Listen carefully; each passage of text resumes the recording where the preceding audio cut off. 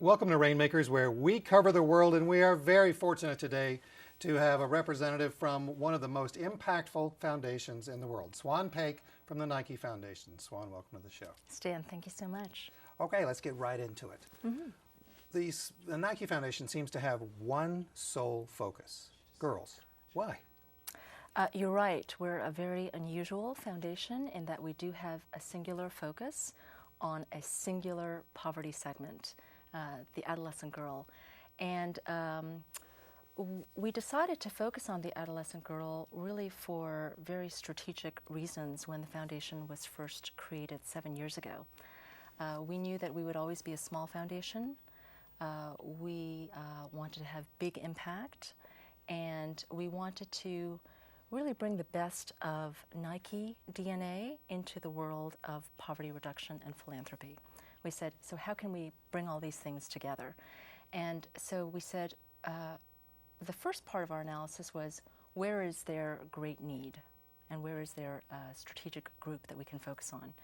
And we recognized that the girl in poverty was a really unique change agent, in that if she had the skills, the education, the opportunity to improve her life, that those benefits would not only be expressed in improvement in her immediate world, but would also pass on generationally to her children.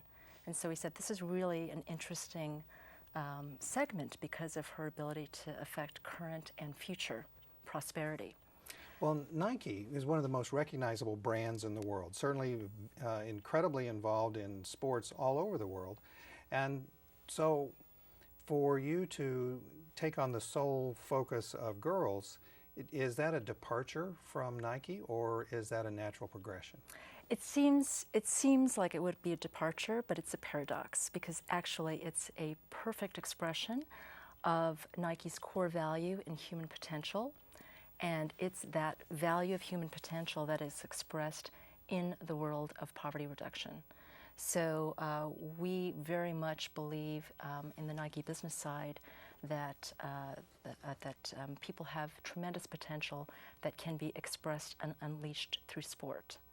And in the world of philanthropy, we take that same core value and we look at the potential and the promise that girls have to really improve the entire world and really change the equation for poverty, and we apply that same lens. So it's actually very consistent with what the brand and the business represent. Well, great, because we're going to get into some specifics. And by the way, if you want to learn more, you can go to the website, NikeFoundation.org, and from there you can jump to the Girl Effect. We're going to be talking an awful lot about that. But Swan, what do you do? So I run the portfolio of investments at the foundation, and so what I do is oversee with a really exceptional team that I manage all of the innovation investments that we have on the ground. So they're the actual programs that we implement through our partner organizations to find the best ways to empower girls, and again, to give them all of the skills and assets they need to transition safely from adolescence to their adulthood. So if you're Nike, a global corporation, it would seem then that the foundation would have a global impact too, and that your likely partners are these big giant global entities too, or are they small sometimes? They are small sometimes, but we do have a mix of partners. We have a lot of diversity in our portfolio because the Nike Foundation is really kind of unique in its singular focus on girls, and because, quite frankly, there were not very many others investing in girls. It was part of the reason why we had to build our own portfolio, because when we started advocating for girls as this powerful change agent, there weren't a lot of examples of programs out there that were very specifically designed to empower the girls. And so we had to build our own portfolio. And so we sought out a diverse range of partners that could innovate with us, because that's very important to us, to go out there and really think about some breakthrough solutions and breakthrough ways to empower girls. And so we work with large partners, with small partners, and more recently, as we are taking all of the knowledge and the evidence and the experience that we have and thinking about how we could affect not tens of thousands or hundreds of thousands of girls, but millions of girls, we're partnering with some very big partners who can help us get to scale. Okay, well, let's go straight to the girl effect, because that's something that we're going to be talking about throughout the show. But the big question is right from the girl effect itself is why girls? And let's actually go to that. Let's go to the first click here. Girls reinvest 90% of their income into the family. Next click. High school education for a girl brings 25% more income to the family. And then the final click on why girls is she drives 70% of agriculture production. So in low and middle income countries, where for the most part the economy is agriculturally based, it seems that girls are the most important economic driver. They absolutely are, and this is what is so astonishing to us, is that when you look at so many of the poverty problems and the dynamics, and where does the solution lie? And it is actually down to the people that are doing the work that are missing out because systems are failing them, and it often is the girl in poverty. And so that's why we are so focused on, if you can solve at the level of the girl, you'll actually solve that bigger problem, not only for the girl, but for her community and for her nation as well. And certainly in agriculture, that is absolutely the case. Not only is it important to empower girls to get the type of agricultural growth that is needed, but oftentimes the girls are the ones that are left behind as migration happens. And so you're not going to get rural economic growth and rejuvenation unless you actually deal with the population that is still in those rural communities, and that tends to be the girls. What do you mean by that? The girls are left behind when migration happens. What are you talking about there? Well, for many girls and for women, it is a lot harder. There's a lot of migration that's happening with girls and women, men and boys. But oftentimes it is the boys that leave first, and they go on a migratory path. They go to urban centers, and the girls are actually less mobile. So that's a tremendous constraint for them. But then if we think about, well, how do we revitalize rural economies, and who's there doing the work, and who's kind of at the bottom of the value chain, and who can, if they are lifted through those value chains, really make a huge impact. You want to deal with the populations that are there and that have all of that untapped potential, and those are girls. Where are we talking about? What countries, what parts of the world are we talking about? Well, unfortunately, the poverty equation for girls is global. So when you look at many of the statistics on literacy, on secondary school completion, on violence, unfortunately the stats are very bad for girls. And so there are many, many parts of the world, and all the poverty stricken parts of the world often have a very high proportion of girls in poverty. The Nike Foundation is very focused on a few geographies where we really want to demonstrate that we can shift, even at a national level, the poverty equation by empowering girls. So our portfolio investments are heavily concentrated in Ethiopia, in Kenya, in India, in Uganda, in Bangladesh. This is where we've built a lot of our practice, but there are many other countries where the situation for girls is very desperate. One of the factoids that we have from the Nike Foundation website is that 75% of HIV positive people between the ages of 15 and 24 in sub-Saharan Africa are girls. That's right. That was a big surprise to me. Yes. So what is the Nike Foundation doing? How is the girl effect positively impacting girls of that age range in that area? Well, what the Girl Effect as a brand and a message communicates is it's a positive message. It is about the power and the potential of girls as a solution. And I think this is what makes the Girl Effect so appealing as a message. So we really want to focus on, hey, let's change the world for the better. Yes, there are all of these problems, but there's this amazing solution that the world hasn't tapped into. And the Girl Effect is all about sharing that message and spreading that idea and sharing the facts, because there's a lot of substance behind that communication. And so what we do with the Girl Effect is we talk about those statistics, and we talk about what we know can work for girls, and we call attention to the fact that girls are at the center of HIV, and they're being infected sometimes at 8 times the rate as their male counterparts. And so the world needs to understand this. They need to understand that we will never solve HIV until we solve it for girls. But if we do solve it for girls, we actually solve it for the world. And so the Girl Effect can bring that message, that fact base, and the solutions to the people that can make a difference, and a lot of people can make a difference. We were talking before the show, and you said something I think was very profound, and you talked about the impact of sport on girls, not just in sport. What did you mean? Well, so I used to work in the women's training business at Nike before I joined the foundation, and I was really struck in trying to manage that business by how difficult and challenging it was for girls, especially in emerging markets, to participate in sport, because it was not considered acceptable, and they themselves didn't think of themselves as having athletic potential. And so that was a big challenge for us on the business side. But the core is this self-identity, and this understanding that you have possibilities in life. And so on the business side, it was about sport is something that actually is available to you, that can help you to take on other challenges in life.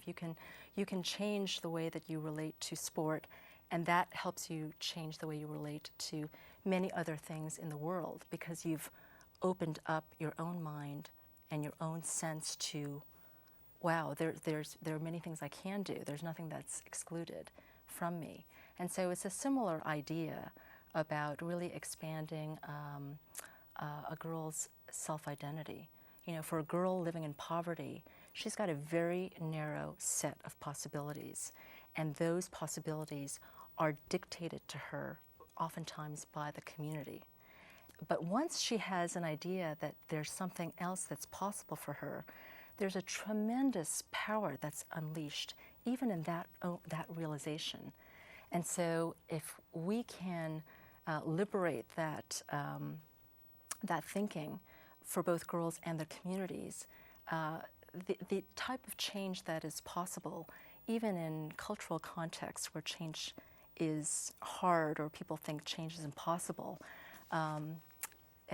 is tremendous. And we've seen in our programs that change can happen, actually can happen very rapidly once people have a different idea about what is possible for them and how they can relate to others and opportunities that are available for them. We're going to take a very short break. We're very fortunate today to have Swan Paik from the Nike Foundation with us. Be sure to go to the website nikefoundation.org. But the big thing for the Nike Foundation is they are focused on 50% of the entire world's population, and that is girls. And what they have found is that if you help a girl, especially in a low and middle income country, you help the entire community. Ethiopia. You indicated that, well, you've got 1,000 stories, but let's talk about Ethiopia. Mm-hmm. Then what did the Nike Foundation find, and what did the Nike Foundation do? Ethiopia is a really fascinating country because the need is great and the opportunity is also great. And so it was one of the earliest countries where we put some investments and some focus on thinking about empowering girls. There are certain hotspots in Ethiopia where the child marriage rate is extremely high, some of the highest in the world. Child marriage? Child marriage. So girls that are married, about 50% of girls in certain regions in Ethiopia are married before the age of 15. Before the age of 15? Before the age of 15, Oh my gosh, yes. I've got an 8-year-old right now. I can't imagine that in just a few years she could be married in Ethiopia. Yes, actually even 8-year-olds are often married off. So there are all kinds of devastating consequences of having girls be married so young. Such as? Well, when they're married young, they have babies young. And actually maternal-related,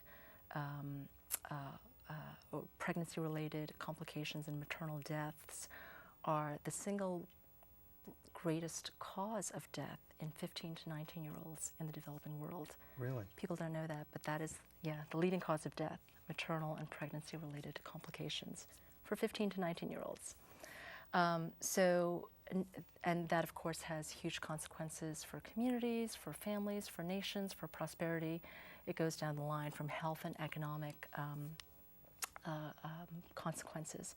So we funded an innovation 7 years ago to try to end child marriage, to keep girls in school and unmarried. And we started with creating girls' clubs, because this is very important for girls that are socially isolated, to give them a space where they can actually just make friends, share their lives, learn some basic skills, but just have some time creating social capital. So we created girls' clubs, and then we gave them just small amounts of school supplies as an incentive for families to keep girls in school. And then in the initial phase of the program, we gave the girl and her family a goat if they kept her in school. A goat? A goat. No. A $25 goat, if they kept her in school and unmarried. And what was remarkable was that not a single girl aged 10 to 14 in our program was married during the course of this program. And again, in a region where 50% of girls are married by the age of 15. So we knew that we were on to something pretty remarkable here. Well, you were taking on cultural barriers, though, weren't you? Yes. And how could you break down a cultural barrier so quickly? Well, yeah, you know, a culture that had developed for a couple of thousand years. Well, what is amazing about this example is that, yes, it was a deep cultural practice, but by communicating to the families and the communities the cost that they were bearing as a result of this practice, the harm not only to the girls but to the whole community, and then by giving them initially a simple incentive to consider a different path for their girls, it quickly took on as an idea that the community could embrace. And over time, what happened was we could drop the incentive, and the communities themselves started thinking about ways that they were going to enforce their own laws and penalties and rules that the community would abide by. This is something that we hadn't planned, but it was remarkable in that the communities decided that they were going to come up with their own penalties for child marriage. And within 18 months, we had many communities that had abandoned the practice of child marriage. Wow, fantastic. I want to go to another fact, and the fact is that a 12-year-old girl in poverty will spend 1/3 of her day carrying firewood and water. And here at Rainmakers, we have heard so many stories of girls and women carrying water. And now, of course, here's firewood. So I guess that the big thing is this next graphic. And the next graphic says that the revolution starts with a 12-year-old girl. Should I be afraid of that revolution? You should be so thankful that this revolution is possible, and hopefully join forces with that 12-year-old girl, because that revolution is about eradicating poverty. And hopefully that's a revolution that everyone wants to be a part of. And we really believe that, because again, when we look at all of the problems that keep people in poverty, or problems that affect so many, from climate to health, we get back to the girl at the center of many of these problems. And so we know that if we can find a way for girls to not have that burden of having to walk 3 hours a day, 5 hours for firewood, 3 hours for water, that actually that solution is a solution for the entire community. because it deals with what is the failure of the infrastructure, what is the failure of the system. And if we can solve for it at the level of the girl, then the solution will be designed, the innovation will be appropriate, and will have uptake. I think one of the most frustrating things that I see is that there's all kinds of technology that is created, never in consultation with the consumer of that technology, which is often the girl. So engineers can come up with a great solution for distributing water. If that girl can't access that water, or they haven't considered the fact that she's actually the one that needs to use that technology, then it's going to fail. And certainly in the private sector, we would never build a product and not think about the consumer that's using it. Mm-hmm. But sometimes that happens. Oftentimes that happens in the world of development. And so, again, part of what the Nike Foundation is trying to do is to match that market better and say, yeah, you're trying to solve for water. Why don't you talk to a girl and see how she uses water, and you know what, you're going to come up with a better solution that solves it for everyone. How is the Nike Foundation part of that solution, besides giving confidence through sport? Well, most of our programs are economic empowerment solutions. So sometimes we use sport as a platform. We've got a program in Brazil that uses sport really as the platform for delivering content to teach life skills and economics. But through our portfolio of innovations, we do test really exciting models. What is the combination? What is the sequence? What is the dosage of what girls need to become empowered? And what is kind of the minimum package or model that we can then go to some of our big scale funding partners and say, we know this works and you should deliver this to millions of girls. Have you encountered people, cultures, small governments perhaps around the world who don't like it that the Nike Foundation is helping empower girls? We haven't come across very many opponents yet. I think that people are really attracted to our message because, again, it is a positive message.